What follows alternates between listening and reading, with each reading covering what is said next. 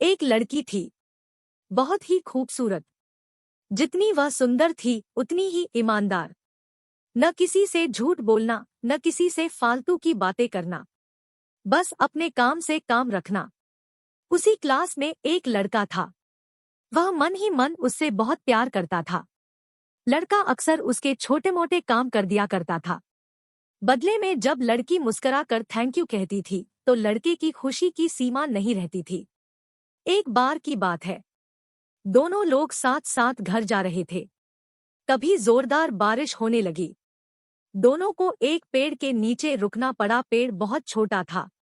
बारिश की बूंदें छन छन कर उससे नीचे आ रही थी। ऐसे में बारिश से बचने के लिए दोनों एक दूसरे के बेहद करीब आ गए। लड़की को इतने करीब पाकर लड़का अपने जज्बातों पर काबू न रख सका। उसके लड़की को प्रपोज कर दिया।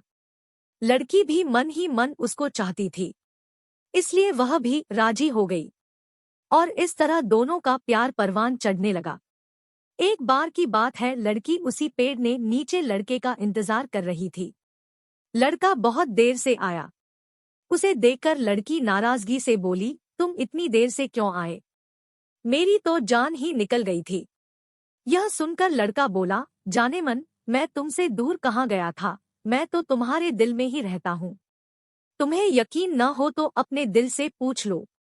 लड़के की इस प्यारी सी बात को सुनकर लड़की अपना सारा गुस्सा भूल गई और वह दौड़कर लड़के से लिपट गई। एक दिन दोनों लोग उसी पेड़ के नीचे बैठे बातें कर रहे थे। लड़की पेड़ के सहारे बैठी थी, अयर लड़का उसकी गोद में सर रख कर लेटा हुआ था। तभी लड़की बोली, जानू, अब तुम्हारी जुदाई मुझसे बर्दाश्त नहीं होती। तुम्हारे बिना एक पल भी मुझे 100 साल के बराबर लगता है। तुम मुझसे शादी कर लो, नहीं तो मैं मर जाऊंगी।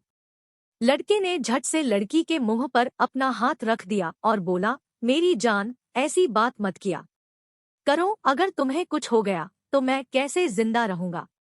फिर वह कुछ सोचता हुआ बोला, तुम चिंता मत करो, मैं जल्द ही अपने घर वालों से बात करूंगा। धीरे धीरे काफी समय बीत गया। एक दिन की बात है, दोनों लोग उसी पेड़ के नीचे बैठे हुए थे। उस समय लड़के का चेहरा उतरा हुआ था।